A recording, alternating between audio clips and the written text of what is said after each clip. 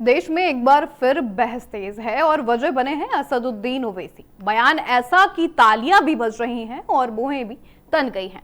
तेलंगाना की सदा सिवुपेट से ओवैसी ने कुछ ऐसा कह दिया है जिसके बाद सियासी हलकों में एक बार फिर हलचलें तेज हो गई हैं। पहले सुनवाते हैं आपको क्या कुछ कहते नजर आए हैं असदुद्दीन ओवैसी। कभी नहीं कर सकते। जब बहस हो रही थी वंदे मातरम के 150 साल पर, पूरी पार्लियामेंट को मैंने खड़े होकर बताया कि 24 जनवरी 1950 को हमने अपने आप को आइन दिया और वो आइन शुरू होता अंग्रेजी के लफ्ज से वी द पीपल। ये आइन शुरू नहीं होता भारत माता के नाम से। आइन में लिखा गया दफा 25 के तहत आपको मजहबी आजादी हासिल होगी। इस आइन का जो प्रियम्बल है वो प्रियम्बल कहता है लिबर्टी, आजादी, इक्वालिटी, मसावात। तो सुना आपने एआईएमआईएम के अध्यक्ष क्या कहते नजर आए। उनका कहना था कि देश भारत माता की जय से नहीं संविधान से चलेगा। इस पर बहुत से लोग अपनी सहमति भी दर्ज कराएंगे और बहुत से नहीं भी। पर आज इनके बयान के ऊपर जो बातें हो रही हैं उस पर ओवैसी का साफ कहना था कि भारतीय संविधान की शुरुआत होती है वी द पीपल से। हम भारत के लोग से, ना कि किसी नारे से, ना किसी धार्मिक पहचान से।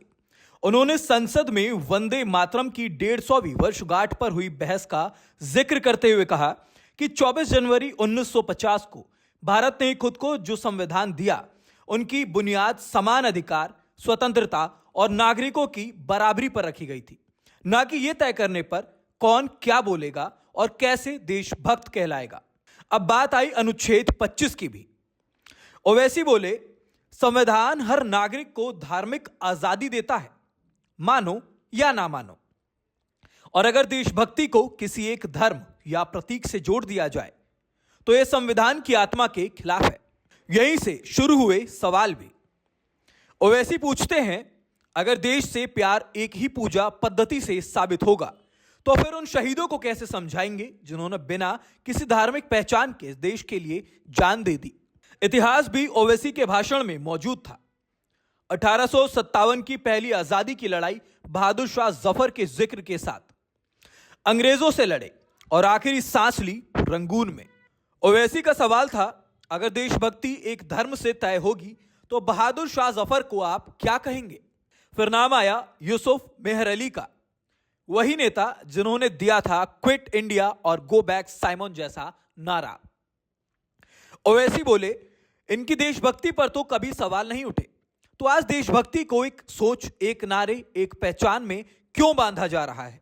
अब सियासी हलकों में हलचल है। समर्थक कह रहे हैं कि ये संविधान की सच्ची आवाज है, तो कुछ का यह भी कहना है कि ये बयान जानबूझकर विवाद खड़ा करने वाला है। दरअसल बात यह भी है कि भारत माता की जय एक लोकप्रिय राष्ट्रवादी नारा है जिसे भारत में लोग देशभक्ति और देश के प्रति सम्मान दिखाने के लिए भी बोलते हैं।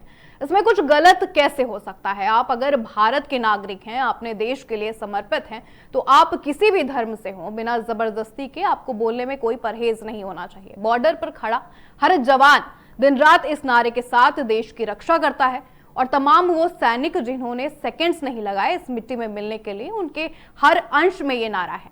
पूछिए उनके परिवार से, उस सोच से जो इतनी हिम्मत देती है सबसे बड़ा बलिदान देने के लिए। पर कुछ नेताओं को यह समझना भी जरूरी है कि देश को सिर्फ संविधान या कानून से नहीं चलाया जाता। देश की भावना, देशभक्ति और उस नारे का जज्बा भी वही शक्ति देता है जो हमारी रक्षा करती है, हमारे जवानों को मजबूती देती है और हर नागरिक के दिल में देश का गर्व जगाती है। संविधान महत्वपूर्ण जरूर है, लेकिन देशभक्ति की भावना और भारत माता की जय जैसी आवाजें भी इस देश की असली पहचान और ताकत है। और आखिर में ये बहस सिर्फ शब्दों की ही नहीं रह जाएगी, ये हमारी सोच, हमारी पहचान और हमारी भावनाओं की भी परीक्षा है। देश चलता है संविधान से, कानून से और नियमों से, लेकिन जो शक्ति हमें एक साथ जोड़ती है वो है हमारी देशभक्ति की भावना, हमारे जवानों का समर्पण और हर दिल में धड़कता भारत माता की जय का जज्बा।